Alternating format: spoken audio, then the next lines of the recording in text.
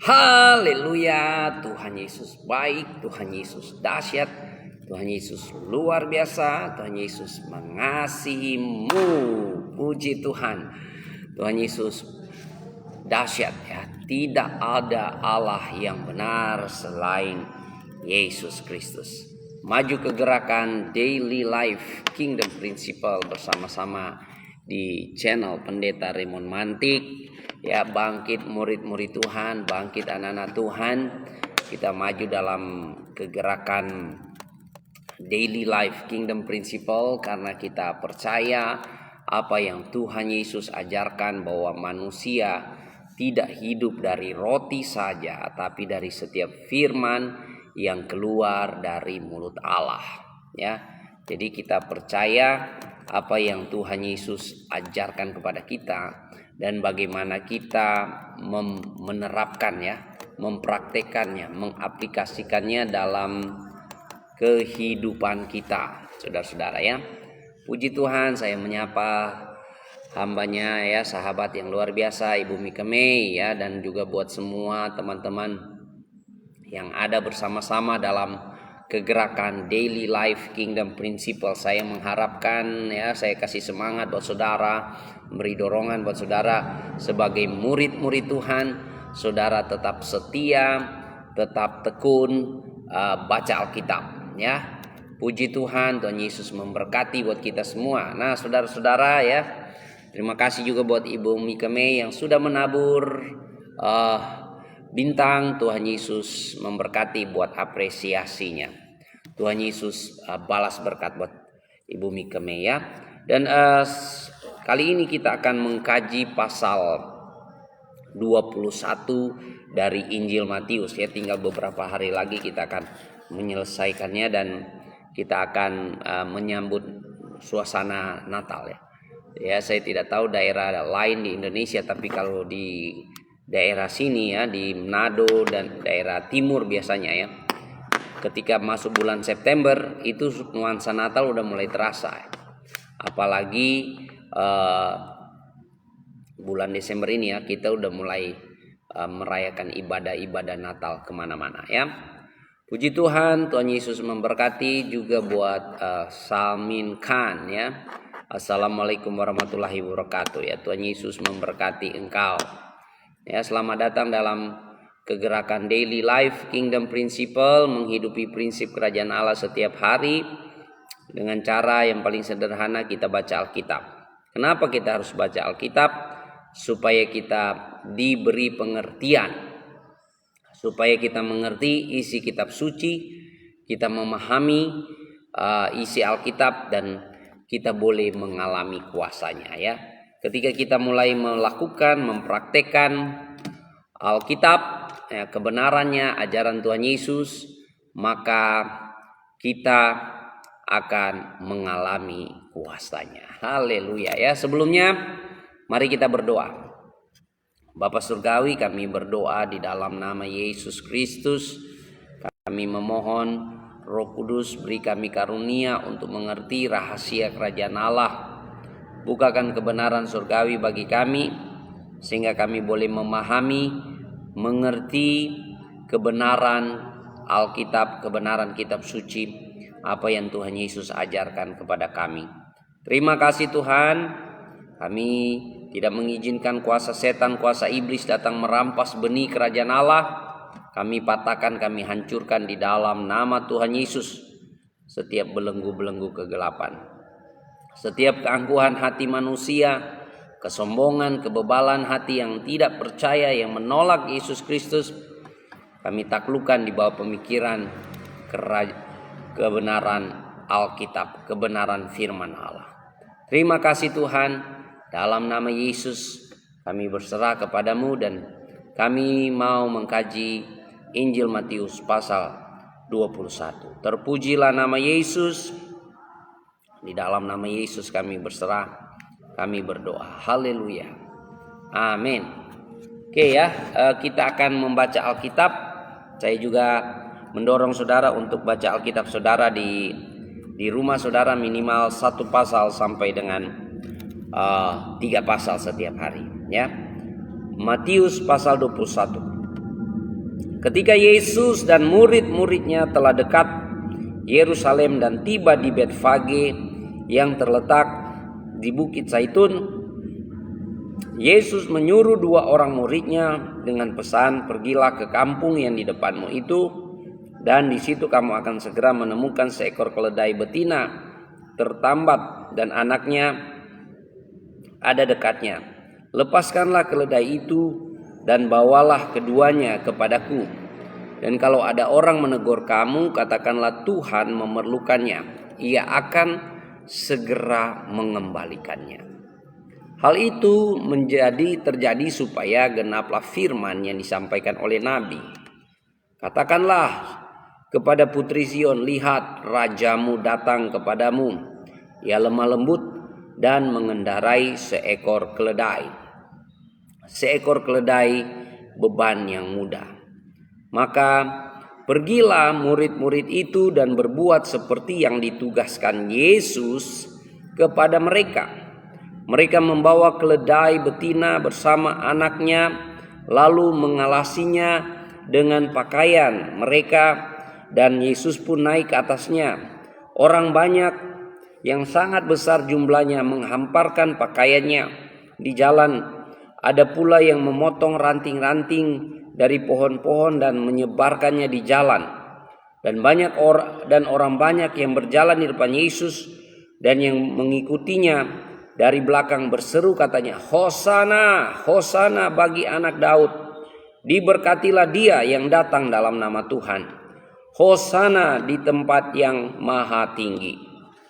Dan ketika ia masuk ke Yerusalem, gemparlah seluruh kota itu, dan orang berkata, "Siapakah orang ini?" Dan orang banyak itu menyahut, "Inilah Nabi Yesus dari Nazaret di Galilea." Lalu Yesus masuk ke bait Allah dan mengusir semua orang yang berjual beli di halaman bait Allah. Ia membalikkan meja-meja penukar uang dan bangku-bangku pedagang merpati dan berkata kepada mereka, "Ada tertulis, rumahku akan disebut rumah doa, tetapi kamu menjadikannya sarang penyamun." Maka datanglah orang-orang buta dan orang-orang timpang kepadanya dalam bait Allah itu, dan mereka disembuhkannya. Tetapi ketika imam-imam kepala dan ahli-ahli Taurat melihat mujizat-mujizat yang dibuatnya itu, dan anak-anak yang berseru dalam bait Allah, "Hosana bagi anak Daud," hati mereka sangat jengkel. Lalu mereka berkata kepadanya, "Engkau dengar apa yang dikatakan anak-anak ini?" Kata Yesus kepada mereka, "Aku dengar. Belum pernahkah kamu baca dari mulut bayi-bayi dan anak-anak yang menyusu, engkau telah menyediakan puji-pujian?" Lalu ia meninggalkan mereka dan pergi keluar kota ke Betania dan bermalam di situ. Pada pagi-pagi hari dalam perjalanannya kembali ke kota, Yesus merasa lapar. Dekat jalan ia melihat pohon ara lalu pergi ke situ. Tetapi ia tidak mendapat apa-apa pada pohon itu, selain daun-daun saja. Katanya kepada pohon itu, "Engkau tidak akan berbuah lagi selama-lamanya." Dan seketika itu juga keringlah pohon ara itu. Melihat kejadian itu tercenganglah murid-muridnya, lalu berkata, "Bagaimana mungkin pohon ara itu sekonyong-konyong menjadi kering?" Yesus menjawab mereka, "Aku berkata kepadamu, sesungguhnya jika kamu percaya dan tidak bimbang, kamu bukan saja akan dapat berbuat apa yang kuperbuat dengan pohon ara itu, tetapi juga jikalau kamu berkata kepada gunung ini, beranjaklah dan tercampaklah ke dalam laut, hal itu akan terjadi. Dan apa saja yang kamu minta dalam doa dengan penuh kepercayaan, kamu akan menerimanya." Lalu Yesus masuk ke bait Allah, dan ketika ia mengajar di situ, datanglah imam-imam kepala serta tua-tua bangsa Yahudi kepadanya dan bertanya, "Dengan kuasa manakah engkau melakukan hal-hal itu? Dan siapakah yang memberi kuasa itu kepadamu? Jawab Yesus kepada mereka, aku juga akan mengajukan satu pertanyaan kepadamu, dan jikalau kamu memberi jawabnya kepadaku, aku akan mengatakan juga kepadamu, dengan kuasa manakah aku melakukan hal-hal itu? Dari manakah baptisan Yohanes? Dari surga atau dari manusia? Mereka memperbincangkannya di antara mereka dan berkata, jikalau kita katakan dari surga, ia akan berkata kepada kita, kalau begitu mengapa kamu tidak percaya kepadanya? Tetapi jikalau kita katakan dari manusia, kita takut kepada orang banyak, sebab semua orang menganggap Yohanes ini nabi. Lalu mereka menjawab Yesus, kami tidak tahu. Dan Yesus pun berkata kepada mereka, jika demikian, aku juga tidak mengatakan kepadamu dengan kuasa manakah aku melakukan hal-hal itu. Tetapi apakah pendapatmu tentang ini? Seorang mempunyai 2 anak laki-laki. Ia pergi kepada anak yang sulung dan berkata, anakku, pergi, bekerjalah hari ini dalam kebun anggur. Jawab anak itu, baik Bapa, tetapi ia tidak pergi. Lalu orang itu pergi kepada anak yang kedua dan berkata demikian juga. Dan anak itu menjawab, aku tidak mau. Tetapi kemudian ia menyesal lalu pergi juga. Siapakah di antara kedua orang itu yang melakukan kehendak ayahnya? Jawab mereka, yang terakhir.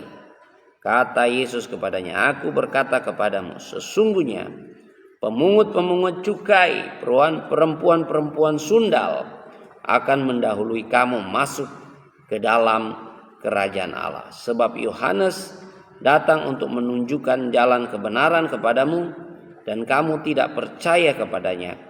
Tetapi pemungut cukai dan perempuan-perempuan sundal percaya kepadanya, dan meskipun kamu melihatnya, tetapi kemudian kamu tidak menyesal, dan kamu tidak juga percaya kepadanya.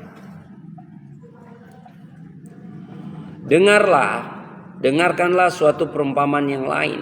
Adalah seorang tuan tanah membuka kebun anggur dan menanam pagar sekelilingnya. Ia menggali lubang tempat pemerasan anggur, mendirikan menara jaga. Di dalam kebun itu kemudian ia menyewakan kebun itu kepada penggarap-penggarap, lalu berangkat ke negeri lain. Ketika hampir tiba musim petik, ia menyuruh hamba-hambanya kepada penggarap-penggarap itu untuk menerima hasil yang menjadi bagiannya.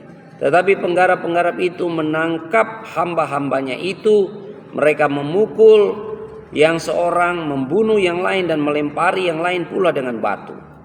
Kemudian Tuhan itu menyuruh pula hamba-hambanya yang hamba-hamba lain, lebih banyak daripada yang semula, tetapi mereka pun diperlakukan sama seperti kawan-kawan mereka.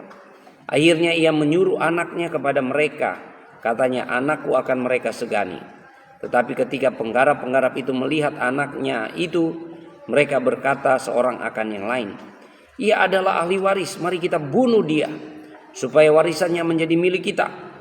Mereka menangkapnya dan melemparkannya keluar kebun anggur itu, lalu membunuhnya. Maka apabila tuan kebun anggur itu datang, apakah yang akan dilakukannya dengan penggarap-penggarap itu? Kata mereka kepadanya, ia akan membinasakan orang-orang jahat itu, dan kebun anggurnya akan disewakannya kepada penggarap-penggarap lain, yang akan menyerahkan hasilnya kepadanya pada waktunya. Kata Yesus kepada mereka, belum pernahkah kamu baca dalam kitab suci, batu yang dibuang oleh tukang-tukang bangunan telah menjadi batu penjuru. Hal itu terjadi dari pihak Tuhan, suatu perbuatan ajaib di mata kita. Sebab itu aku berkata kepadamu bahwa kerajaan Allah akan diambil daripadamu dan akan diberikan kepada suatu bangsa yang akan menghasilkan buah kerajaan itu. Dan barang siapa jatuh ke atas batu itu, ia akan hancur. Dan barang siapa ditimpa batu itu, ia akan remuk. Ketika imam-imam kepala Dan orang-orang Farisi mendengar perumpamaan-perumpamaan Yesus.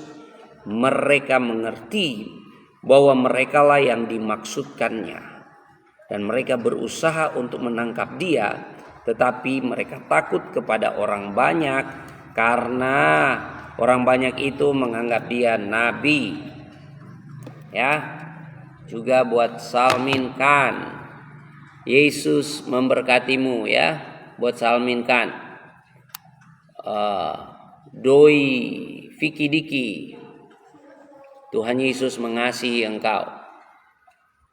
Ya.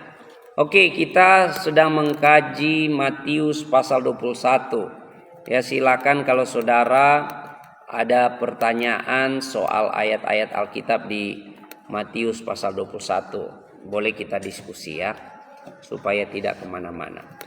Jadi ini bentuk kajian juga buat teman-teman Kristen untuk semakin memahami isi Alkitab, isi kitab suci. Ya, jadi kalau kita melihat Matius pasal 21 ini mencakup kedatangan Yesus Kristus di Yerusalem dan beberapa pengajaran-pengajarannya di Yerusalem ya, di akhir ya, menjelang salib ya.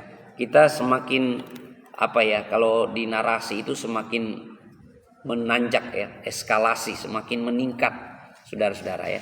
Konflik-konflik dengan pemimpin agama, orang-orang agamawi, imam-imam, orang Farisi, orang Saduki, ahli Taurat,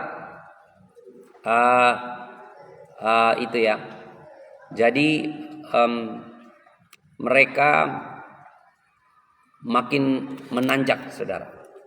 Jadi ini pasal ini menandai awal dari minggu terakhir kehidupan Yesus sebelum penyaliban ya.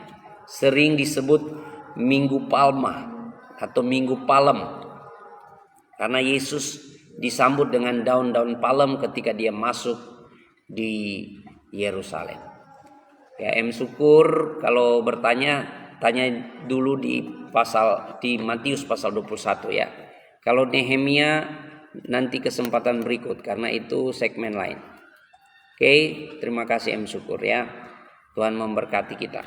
Nah, kita melihat Yesus masuk ke Yerusalem dengan menggenapi nubuatan Nabi Zakaria ya. Di Zakaria 9 ayat 9 ya, kita lihat bersama-sama ya. Di Zakaria 9 ayat 9, di sana dikatakan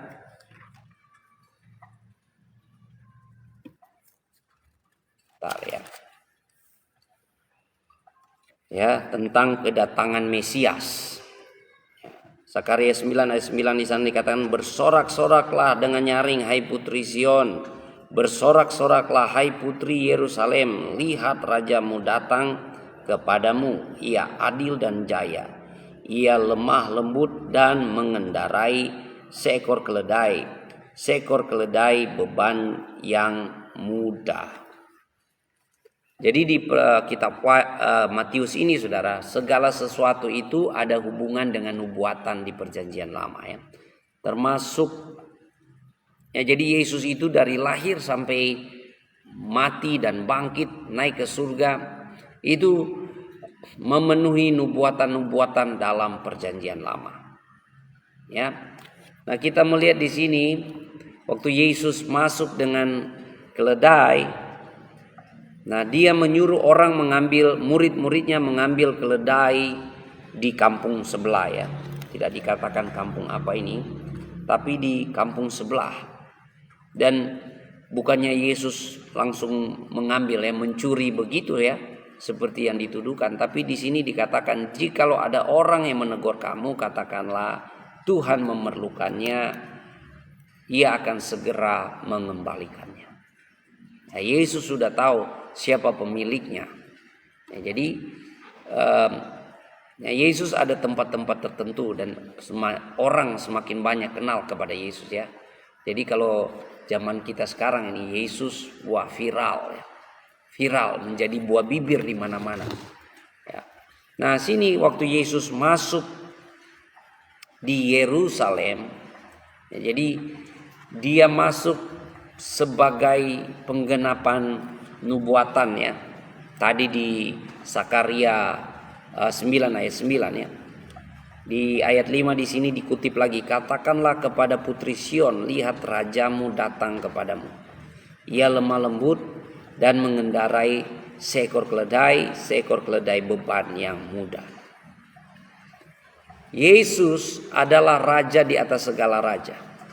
Yesus adalah raja di atas segala raja. Dan waktu dia masuk ya, ini pada Minggu Palem saudara, dia duduk di atas keledai dan semua orang membuka jubahnya, ya, dan mereka menaruh di jalan ya, dan menyambut kedatangan Yesus. Ya, bagaikan kalau kita sekarang lihat ada acara-acara hebat saudara, itu ya acara-acara yang luar biasa.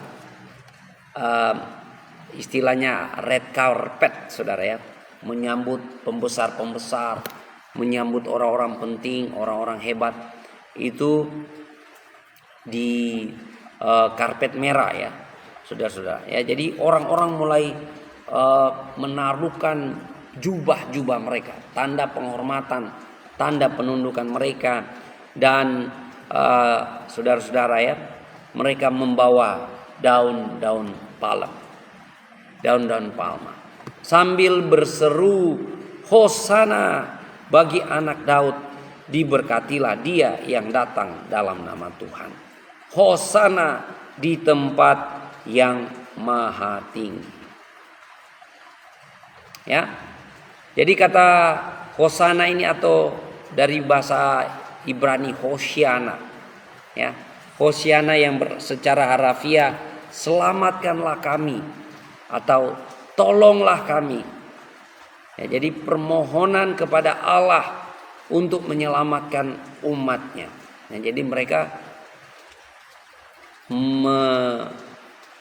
melihat Yesus sebagai Mesias, anak Daud, ya, keturunan Daud, untuk datang menebus dan menyelamatkan mereka. Ya. Jadi kalau kita melihat ungkapan pujian ini, saudara ya, orang-orang menggunakan seruan Hosana ini untuk penghormatan dan sukacita. Ya, seolah-olah mau berkata bahwa keselamatan telah datang. Ya, jadi waktu Yesus, mereka sambut Yesus, mereka mengakui dia sebagai Mesias, sebagai penebus, sebagai penyelamat, dan mereka berseru Hosana, Hosana, keselamatan yang daripada Tuhan sudah datang. Haleluya. Tuhan Yesus baik ya. Tuhan Yesus dahsyat. Nah, jadi saudara ya, saat Yesus memasuki Yerusalem, orang-orang pada berseru Hosana, Hosana bagi anak Daud. Ini menunjukkan bahwa mereka punya pengakuan Yesus adalah Mesias yang dijanjikan lewat garis keturunan Daud. Jadi Mesias itu harus lewat garis keturunan Daud. Kenapa? Karena Allah berjanji kepada Daud bahwa kerajaanmu akan tetap selama-lamanya. Ya, kerajaanmu akan tetap selama-lamanya. Wow. Kita melihat dalam sejarah ya, dalam sejarahnya orang Israel setelah Daud dan turun kepada Salomo, kerajaan itu terbelah dua. Kerajaan utara, kerajaan selatan. Kerajaan utara yang terdiri dari 12 suku, kerajaan selatan yang terdiri dari 2 suku ya. Suku Yehuda dan Efraim. Ya. Dari yang ada sekarang di Israel itu yang 2 suku ini, Yehuda. Dari kata Yehuda ini muncul kata Jews atau Yahudi. Ya. Jadi yang ada ini, yang 10 suku ini masih mereka cari sampai sekarang. Karena apa? Sudah mix, sudah kawin campur, sudah kemana-mana ya. Suku yang 10 suku ini dibuang ke Asyur. Dan yang 2 suku ini mengalami dibuang ke Babel. Dan ya, oleh proses waktu mereka mulai kembali ke Israel, ke Yerusalem. Jadi kalau saudara melihat selepas Yesus juga Israel itu dihancurkan tahun 70, baru terbentuk tahun 1947 atau 49 ya. Jadi sejarahnya luar biasa, Saudara. Nah, jadi ini ya, orang-orang menyambut Yesus. Yesus itu sebagai Mesias yang menggenapi nubuatan kepada Daud. Oke. Untuk M syukur, Nehemia bukan Injil ya. Nehemia itu masuk perjanjian lama.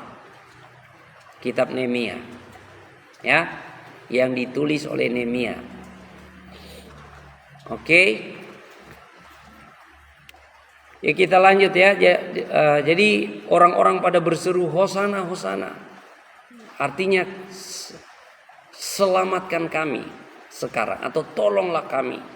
Tapi dalam konteks ini seolah-olah mereka mau berkata, segala kemuliaan bagi Allah, keselamatan telah datang, penebusan telah datang. Ya, jadi mereka jadi kata Hosana ini dihubungkan dengan Yesus Kristus sebagai Mesias, Raja di atas segala raja, Mesias yang membawa keselamatan. Ya, jadi biar kita juga ngerti sekarang sebutan tentang Hosana. Ya, kita lanjut saudara-saudara di ayat 12 ya. Ayat 12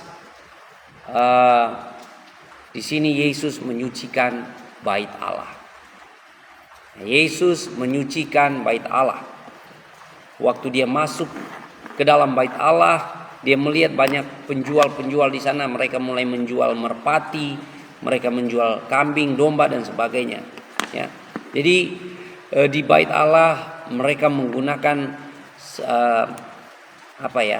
ritual-ritual agama sebagai komoditas bisnis. Mereka berbisnis di sana, dan bisnis-bisnis ini dimiliki oleh para imam-imam. Para imam-imam ya, mereka yang mengizinkan ada bisnis-bisnis ini. Jadi kalau orang datang dari jauh mau bawa kurban penghapus dosa, tinggal beli di situ. Jadi kalau orang biasa, orang miskin ya beli merpati. Ya, kalau orang kaya beli domba atau beli kambing, seperti itu ya. Jadi Yesus membersihkan bait Allah dan berkata, "Kenapakah kamu menjadikan bait Allah sebagai sarang penyamun? Bukankah ada tertulis bahwa rumahku akan disebut sebagai rumah doa?" Ya. Di sini dikatakan ya, waktu Yesus membersihkan bait Allah, ada mujizat sana luar biasa terjadi. Orang-orang buta, orang-orang timpang datang kepada Yesus di bait Allah dan disembuhkan. Tetapi ketika imam-imam kepala dan ahli Taurat melihat mujizat-mujizat yang dibuat itu, dan anak-anak yang berseru dalam bait Allah, Hosana bagi anak Daud, hati mereka sangat jengkel. Hati mereka sangat jengkel. Lalu mereka berkata kepadanya, "Engkau dengar apa yang dikatakan anak-anak ini?" Kata Yesus kepada mereka, Aku dengar. Belum pernahkah kamu membaca dari mulut bayi-bayi, anak-anak yang menyusu, engkau telah menyediakan puji-pujian. Jadi yang paling iri dengan Yesus adalah orang agamawi. Dan spirit itu masih ada sampai sekarang ya. Mereka hatinya sangat jengkel. Waktu Yesus anak-anak berseru-seru Hosana, Hosana. Ya, Hosana artinya keselamatan sudah datang, keselamatan sudah datang.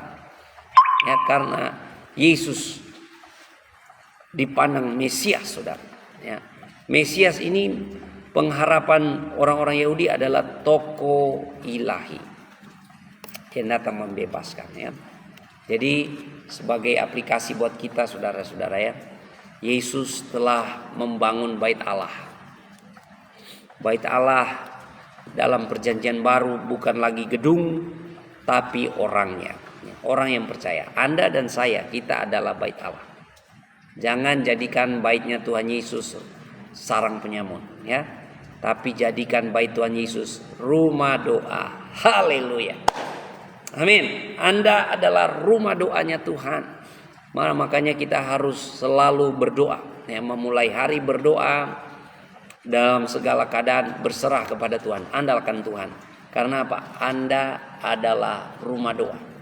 Jangan jadikan bait Allah itu sarang penyamun, ya. Jangan isi hidupmu dengan kekhawatiran, ketakutan, kebimbangan, dosa, hal-hal yang tidak berkenan di hadapan Tuhan. Nah, itu sebagai kira-kira penerapan praktis buat kita, ya, bahwa kita ini adalah bait Allah. Jadi ya, makanya sekarang, ya, kalau saudara ke Yerusalem tidak ada bait Allah fisik di sana. Yang ada sana masjid. Ya. Bait Allah sudah dibangun oleh Yesus, dan bait Allah besarnya sekarang ini hampir separuh bumi.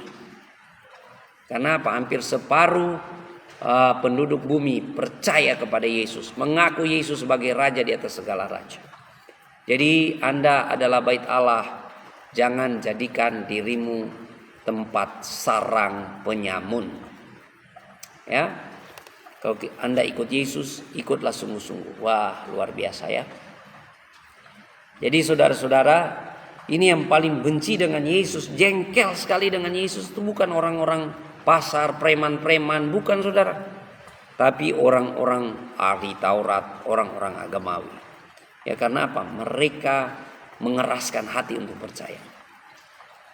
Sebenarnya sudah ada di dalam Taurat, ya. Buktinya waktu Herodes panggil semua ahli Taurat datang dan meneliti kapan, di mana, bagaimana Mesias itu. Wah, dijelaskan sama Herodes, Mesias harus lahir di Bethlehem, dia harus keturunan Daud dan sebagainya.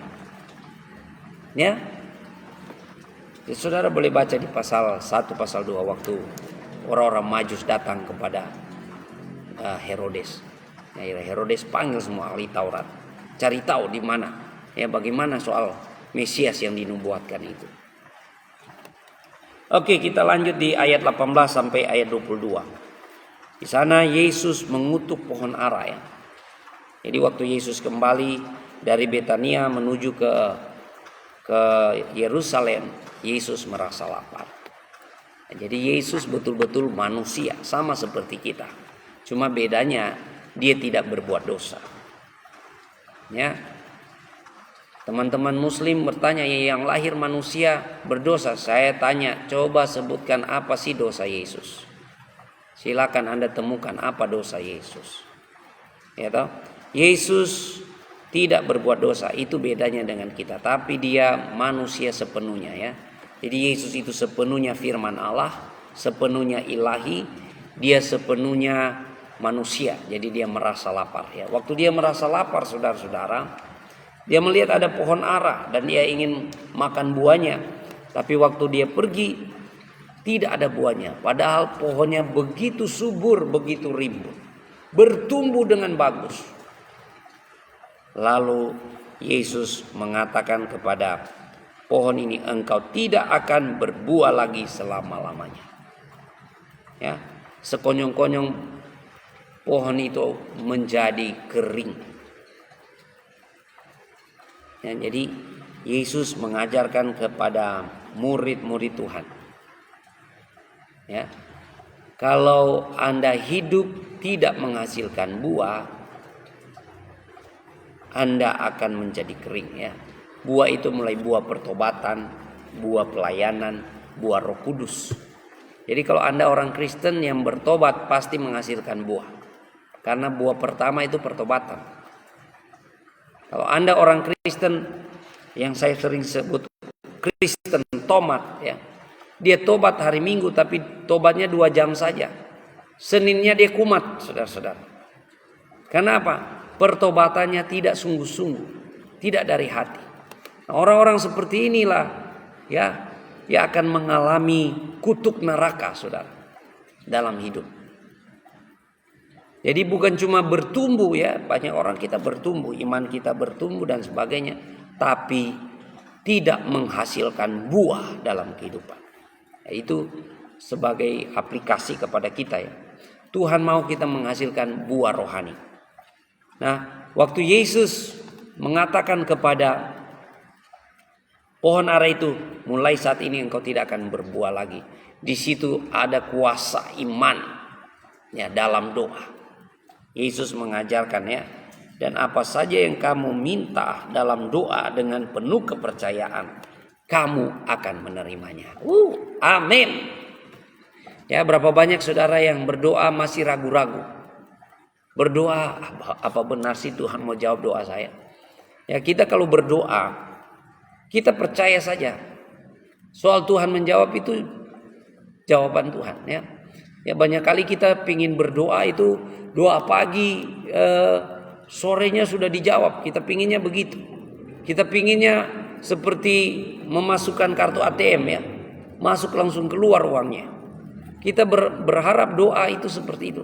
Tapi doa itu adalah hubungan dengan Tuhan. Ya, ada jawabannya. Tidak, tunggu sebentar. Tunggu atau tidak ya, atau ya. Ya, tidak juga adalah jawaban doa. Barangkali ya sama seperti anak-anak kita kalau minta permen terus, giginya udah pada bolong-bolong, minta permen terus. Ya pasti kita bilang, wah nggak bagus ini permen buat kamu. Jadi tidak dikabulkan permintaannya. Jadi Tuhan tahu yang terbaik bagi kita ya. Mari kita menjadi anak-anak Tuhan yang percaya doa-doa kita pasti dijawab Tuhan. Amin. Berapa banyak yang percaya doa-doa saudara pasti dijawab Tuhan ya. Bahkan waktu kita berdoa dan kita yakin di dalam nama Tuhan Yesus, kita telah menerimanya. Ya, maka Tuhan Yesus katakan, maka kamu sudah menerimanya. Kenapa? Ya, karena imanmu menjadi kepadamu. Haleluya. Imanmu menjadi kepada engkau. Tuhan Tuhan ya berkata, jadilah sesuai dengan imanmu. Ya, atau imanmu telah menyelamatkan engkau. Jadi kalau orang datang kepada Yesus dan meminta untuk disembuhkan atau minta dilepaskan dari kuasa setan, yang pertama Yesus katakan dosamu sudah diampuni. Baru imanmu telah menyelamatkan engkau. Baru apa? Jadilah sesuai dengan imanmu. Wah, luar biasa ya. Nah, ini luar biasa saudara. Nah, kita melihat kita lanjut ayat 23 sampai 27. Ini imam-imam ya, eskalasi perguncingan ya, gesekan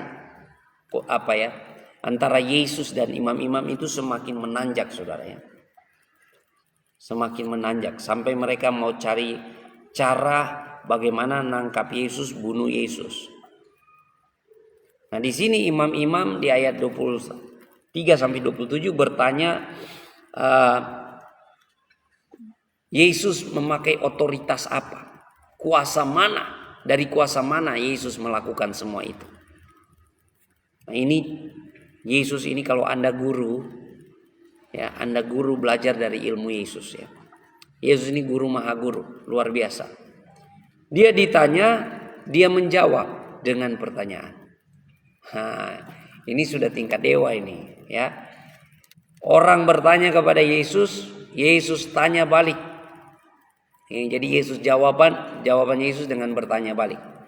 Kuasa Yohanes Pembaptis, baptisan Yohanes Pembaptis dari surga atau dari neraka? Dari manusia. Nah, imam-imam ini bingung mau jawab. Kalau bilang dari surga, pasti dia bilang, kenapa kamu tidak bertobat? Ya toh? Karena banyak imam-imam yang menolak pengajaran Yohanes Pembaptis. Kalau bilang dari manusia, mereka takut ya, mereka takut saudara. Karena umat masyarakat melihat Yohanes Pembaptis sebagai nabi.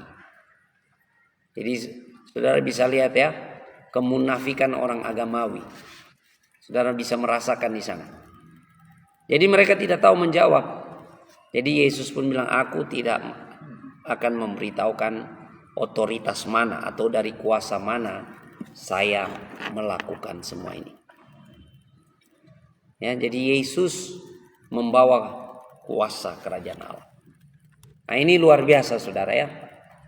Nah, silakan buat teman-teman saudara yang ada pertanyaan diskusi soal Matius pasal 21 atau Injil Matius, silakan ya.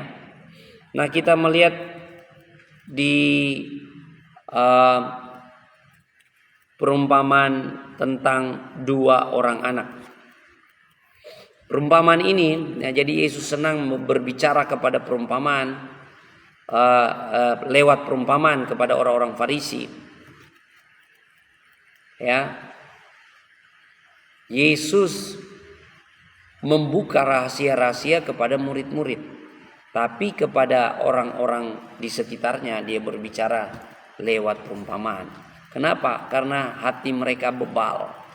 Ya, mereka datang kepada Yesus hanya untuk menguji Yesus. Mereka tidak punya hati yang tulus. Itulah orang-orang agamawi. Kalau kita datang kepada Yesus harus hati tulus. Ya, Yesus kasih 2 perumpamaan ini buat mereka ya. Perumpamaan tentang 2 orang anak dan penggarap kebun anggur. Nah, yang pertama tentang 2 orang anak ya. Jadi ada anak yang pertama disuruh oleh ayahnya ke kebun ya, pergi kerja kebun di kebun anggur. Anaknya bilang, "Iya, Pak." Tapi nggak pernah pergi-pergi. Nggak pernah pergi-pergi. Ya. Anak yang kedua disuruh pergi, dia nggak bilang, nggak mau. Ya, nggak mau. Dia menolak. Tapi dalam hatinya dia menyesal. Dan akhirnya dia pergi. Mana anak yang melakukan kehendak ayahnya? Wah, semua menjawab yang kedua tentu saja. Ya. Jadi ini gambaran Israel sebagai umat Allah diperintahkan Tuhan untuk menjadi imamat rajani bagi bangsa-bangsa. Ya, dia seperti anak pertama, berkata mau tapi tidak melakukannya. Itu kegagalannya. Tapi orang-orang bukan Israel ketika mendengar berita kabar sukacita, berita firman Allah untuk menjadi terang bagi bangsa-bangsa, mereka menolak. Tapi akhirnya bertobat, terima Yesus, dan mereka melakukan apa yang Tuhan Yesus ajarkan. Ya, makanya di ayat 31 dikatakannya, siapakah di antara kedua orang itu yang melakukan kehendak ayahnya? Jawab mereka, yang terakhir. Kata Yesus kepada mereka, ya, orang-orang Farisi, orang-orang Saduki. Tuhan Yesus katakan kepada mereka, ya, aku berkata kepadamu, sesungguhnya pemungut-pemungut cukai, perempuan-perempuan sundal akan mendahului kamu masuk dalam kerajaan Allah. Wah, haleluya. Ya, jadi karena orang Israel menolak kabar kesukaan, mereka menolak Yesus Kristus, mereka menolak Yohanes Pembaptis. Tuhan Yesus berkata, orang-orang berdosa akan mendahului kamu masuk ke dalam kerajaan Allah. Ya, jadi di sini Yesus betul-betul menyinggung orang-orang agamawi, ya, yang merasa mereka keturunan Abraham, yang merasa mereka sangat eksklusif dan sebagainya karena disebut umat Allah. Ya. Orang-orang Israel itu kan merasa, oh, kami keturunan Abraham. Kalau kami ke surga langsung disambut oleh Bapak Abraham. Itu pengajaran yang beredar di masyarakat, saudara-saudara. Ya, barangkali sama dengan kita, ya. Oh, Anda boleh mabuk, pesta pora, membunuh, yang penting Anda beragama, Anda masuk dalam surga. Ya, seperti itu. Yang, ya, kalau jadi agama tertentu, ya, ada agama tertentu. Yang penting Anda beragama, Anda boleh korupsi, Anda boleh membunuh dan sebagainya, Anda tetap akan masuk surga. Itu ngeri sekali, ya. Jadi Yesus berkata orang-orang luar akan masuk dalam kerajaan Allah lebih dahulu dari orang-orang Israel. Nah, Yesus kasih perumpamaan yang satu lagi ya, tentang penggarap kebun anggur. Ini perumpamaan Yesus. Penggarap kebun anggur dipercayakan kepada penggarap-penggarap, dan mereka sesuai perjanjian memberikan hasilnya kepada tuan yang punya kebun anggur. Ya, lalu dia pergi ke negara lain. Nah, ini perumpamaan Yesus ya. Dan pada waktu musim menuai, Yesus menyuruh hamba-hambanya datang untuk meminta hasil, berbagi hasil. Tapi si penggarap-penggarap ini membunuh, ya, membunuh hamba-hamba yang diutus oleh tuannya. Tuannya juga mengutus hamba-hamba yang kedua dan ketiga, sama dibunuh oleh mereka. Lalu dalam pikiran tuannya, saya mengutus hamba-hamba dibunuh, mereka tidak menghargai. Saya akan mengutus anak saya sendiri, barangkali mereka akan menghormati dan menghargai dia. Dan apa yang terjadi saudara, waktu anaknya datang, saudara-saudara, pikiran jahat muncul di hati penggarap-penggarap. Oh, ini anaknya datang, ini ahli waris, lebih baik kita bunuh dia supaya supaya tanah ini, kebun anggur ini jadi milik kita. Wah, ini luar biasa ya. Akhirnya tuan yang punya kebun itu datang dan menghukum mereka. Ini gambaran orang-orang Israel ya. Orang-orang agamawi, imam-imam, orang-orang ahli Taurat ya, orang-orang Israel. Tuhan sudah berbicara ya, lewat nabi-nabinya. Nabi-nabi di Israel itu, jadi nabi di Israel itu dibunuh. Banyak nabi ya yang mati dibunuh ya, mati dianiaya, saudara-saudara, oleh umat Israel. Jadi waktu orang mengatakan kebenaran itu datang seperti menjadi ancaman bagi orang yang sudah merasa nyaman sudah dengan agamanya, dengan kesesatannya. Orang sudah merasa nyaman di situ, saudara. Jadi waktu kasih kebenaran, mereka menolaknya. Akhirnya mereka membunuh nabi-nabi. Itu yang terjadi di Israel. Banyak nabi dibunuh-bunuh, saudara. Nah, termasuk waktu Yesus datang, Yesus sebagai anak datang, mereka juga menolak. Ya. Makanya di sini di ayat 7 dikatakan seperti ini ya. Ya, di ayat 46. Mulai 45. Ketika imam-imam kepala dan orang-orang Farisi mendengar perumpamaan Yesus, mereka mengerti bahwa merekalah yang dimaksudkannya. Dan mereka berusaha untuk menangkap dia, tetapi mereka takut kepada orang banyak, karena orang banyak itu menganggap dia nabi. Ya.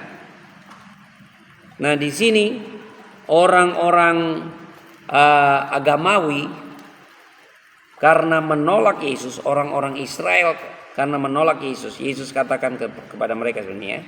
Kata Yesus kepada mereka, belum pernahkah kamu baca dalam kitab suci, batu yang dibuang oleh tukang-tukang bangunan telah menjadi batu penjuru. Hal itu terjadi dari pihak Tuhan, suatu perbuatan ajaib di mata kita. Ya, jadi orang Israel berpikir kami ini keturunan Abraham, kami istimewa, kami eksklusif, kami orang beragama. Kalau masuk surga pasti disambut oleh Bapak Abraham. Tapi Yesus berkata, batu yang dibuang oleh tukang-tukang bangunan, artinya keselamatan yang datang di dalam dan melalui Yesus, dibuang oleh mereka dan menjadi batu penjuru bagi orang-orang lain. Nah, hal ini dikatakannya suatu perbuatan ajaib dari pihak Tuhan. Jadi keselamatan itu dari pihak Tuhan, bukan dari pihak manusia. Makanya gak ada manusia yang dengan sombongnya, dengan hati yang penuh dengan kesombongan berkata, oh saya akan tanggung dosa saya sendiri. Kamu siapa? Kamu punya apa untuk tanggung dosa kamu? Kamu gak ngerti apa yang kamu bilang. Ya, dosa itu pelanggaran terhadap hukum Allah. Ya, dan dosa itu hukumannya binasa, saudara. Nah, Yesus jadi batu penjuru bagi semua orang. Makanya Yesus itu jadi keselamatan bagi semua orang. Yesus adalah bukti rahmat Allah bagi semua manusia, umat manusia. Salah satu bukti yang paling dahsyat itu apa, saudara? Alkitab diterjemahkan ke dalam berbagai bahasa, termasuk bahasa daerah. Karena apa? Yesus mengerti semua bahasa, termasuk bahasa tetesan air mata. Ya, Tuhan Yesus mengerti, saudara. Jadi perumpamaan kebun anggur tentang penggarap kebun anggur dan dua anak ini Yesus sedang berbicara tentang orang-orang agamawi, orang-orang Farisi, imam-imam, orang-orang Saduki, ahli Taurat yang merasa diri benar, yang merasa mereka umat Allah. Ya, yang percaya kepada Allah yang esa. Ya, percaya kepada Allah yang esa tidak membuat Anda masuk dalam kerajaan surga. Karena apa? Iblis pun percaya Allah itu esa dan iblis pun gemetar. Saudara, yang membuat Anda masuk dalam kerajaan surga menerima Yesus Kristus, percaya kepada Yesus Kristus sebagai Mesias, sebagai anak Allah yang hidup, sebagai Tuhan. Ya. Jadi kalau kita menerima Yesus Kristus itu 3 hal yang kita terima. Pribadinya, siapa Yesus? Yang kedua, karyanya, apa yang Yesus karyakan dalam hidup kita. Jadi pribadinya, banyak sekali ya. Firman Allah jadi manusia. Yesus Tuhan, Yesus Kristus, Raja di atas segala raja. Yang awal dan akhir. Apalagi terang dunia, kebenaran. Sebutan Yesus itu banyak sekali. Ya, batu penjuru dan sebagainya. Yaitu pribadi Yesus yang luar biasa. Karyanya apa? Karya agung Yesus Kristus, mati di atas kayu salib, menebus kita dari segala dosa, bangkit dari antara orang mati, membenarkan kita. Jadi kalau Anda merasa Anda sangat berdosa, Anda bersyukur ada Yesus Kristus yang dapat memulihkan, menanggung beban dosa. Ya. Ada orang-orang yang merasa sombong dan berkata, dosa saya nanti saya tanggung sendiri. Emangnya kamu bisa nanggung apa dengan dosa kamu? Ya, kamu pikir ini ya, sedangkan kamu masuk pengadilan Indonesia aja, kamu harus pakai pengacara, harus ada pembela. Ya, apalagi dalam penghakiman Allah. Kita bersyukur kita orang Kristen, Yesus adalah pembela kita. Ya, puji Tuhan. Jadi saudara-saudara, dalam Matius pasal 21 ini ya, kita melihat Yesus di Yerusalem disambut sebagai raja di atas segala raja. Keselamatan sudah datang di dalam dan melalui Yesus Kristus. Ketika orang-orang mulai berseru Hosana, Hosana, ya, mereka menyambut Yesus sebagai raja di atas segala raja. Ya, raja yang lemah lembut, yang rendah hati. Ya, ketika mereka menyambutnya, ya, biasanya teman-teman kita yang lain mengatakan ini sebagai Minggu Palma, Minggu Palem, saudara ya. Baru di yang kedua, saudara, yang kita dapatkan dari kajian ini, saudara, Yesus mau kita menyadari bahwa kita adalah bait Allah. Ya, kita adalah bait Allah. Bait Allah bukanlah gedungnya. Jangan jadikan dirimu sarang penyamun. Anda adalah rumah doanya Tuhan Yesus. Andalah bait Allah. Ya. Jadi gereja bukan gedungnya, tapi gereja adalah orangnya. Jadi kalau Yesus bilang masuk gereja, ini saya gereja. Yesus ada di hatiku. Dia bertakhta sebagai raja di atas segala raja. Gereja adalah perwakilan kerajaan Allah. Ya, baru Tuhan mau kita memiliki iman yang teguh. Apa yang kita doakan, apa yang kita minta, kita percaya kehendak Tuhan sudah berlaku dalam kehidupan kita, terjadi dalam kehidupan kita. Kita sudah menerima Tuhan. Ya, jawabannya, wow, luar biasa saudara-saudara. Ya. Lalu yang berikut saudara, pentingnya kita menerima otoritas Yesus. Orang agamawi bertanya-tanya, Yesus itu gimana begitu dan sebagainya. Otoritas apa yang dipakai Yesus? Walaupun mereka sudah lihat dia bikin mujizat, dia melakukan banyak hal, mereka terus bertanya-tanya. Karena apa? Hati mereka terlalu tebal, ya, hati mereka sudah bebal. Mereka tidak sanggup menerima Yesus. Padahal Yesus Kristus otoritasnya, ya, adalah otoritas kerajaan surga. Ya, luar biasa saudara. Yang terakhir saudara, yang Tuhan mau kita taat sepenuhnya kepada Tuhan, ya. Kita sebagai warga kerajaan Allah, jangan menjadi sama seperti orang agamawi, umat Israel.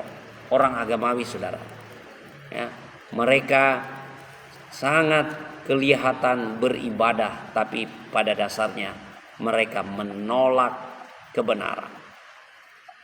Makanya saudara-saudara, ya, sebagai pertanyaan refleksif buat kita pagi hari ini, apakah benar-benar Yesus menjadi raja dalam hidup saudara?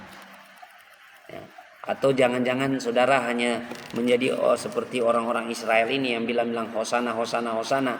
Tapi waktu Yesus disalibkan, mereka juga yang berseru, salibkan dia, salibkan dia, salibkan dia. Ya. Apakah hidupmu menghasilkan buah untuk memuliakan Allah? Ya, buah kebenaran di dalam Alkitab, ya, ada buah pertobatan. Apakah Anda menghasilkan pertobatan? Apakah Anda menghasilkan buah pelayanan? Apakah Anda menghasilkan buah yang paling tinggi, ya, kesalehan hidup, buah roh, ya, kasih, sukacita, damai sejahtera dan sebagainya. Dan pertanyaan refleksi yang ketiga, apakah Anda menunjukkan ketaatan dan kesetiaan kepada Allah? Saat ini saudara, ya, hidup kita dalam rangka menyambut kedatangan Tuhan Yesus yang kedua kali. Persiapkanlah dirimu untuk menantikan kedatangan Tuhan Yesus yang kedua kali. Supaya apa? Waktu Yesus datang, kita siap. Ya. Pertanyaannya, apakah saya siap menanti kedatangan Tuhan? Bukan kapan Yesus datang, di mana Yesus datang, bagaimana Yesus datang. Itu bukan pertanyaan kita. Itu biarkanlah menjadi urusan Tuhan. Menjadi urusan kita adalah apakah saya siap. Kenapa? Karena kalaupun kita mati, ya. Sekarang ini orang mati itu nggak tunggu tua, ya, nggak tunggu sakit. Bila waktunya tiba, dia berangkat saudara, ya. Jadi kalaupun kita mati saudara, kita punya perlindungan Tuhan yang luar biasa. Kenapa? Karena waktu Yesus datang kembali, dia membangkitkan kita. Haleluya, ya. Jadi ada kebangkitan Tuhan, kebangkitan orang-orang percaya. Wow, luar biasa. Puji Tuhan, ya. Saudara diberkati dengan kajian kita pagi hari ini. Amin. Bangkit murid-murid Tuhan yang suka bertekun dalam kebenaran firman Tuhan. Baca Alkitab setiap hari minimal 1 pasal sampai 3 pasal. Besok kita akan mengkaji Matius pasal 22. Ya, saya berdoa, saya harap juga saudara baca Alkitab di rumah, ya. Terima kasih buat Feni Harinda Mince Seben, ya. Walaupun ada gangguan-gangguan dari roh-roh jahat, ya, roh-roh iblis yang mengganggu pemberitaan kita, tapi firman Tuhan lebih berkuasa, ya. Kita doakan aja mereka supaya roh agamawi, ya, roh ilah zaman ini pada hati mereka yang membutakan mata hati mereka, ya, dilululantakan sehingga mereka datang kepada Yesus. Haleluya. Tuhan Yesus baik, Tuhan Yesus dahsyat, Tuhan Yesus luar biasa. Ya, kita akan berdoa. Kalau saudara ada pokok-pokok doa, silakan saudara taruhkan di live chat. Kita sepakat bersama-sama. Ya, kita praktek apa yang Tuhan Yesus ajarkan. Kalau kita imani, kita percaya sungguh-sungguh di dalam Tuhan Yesus.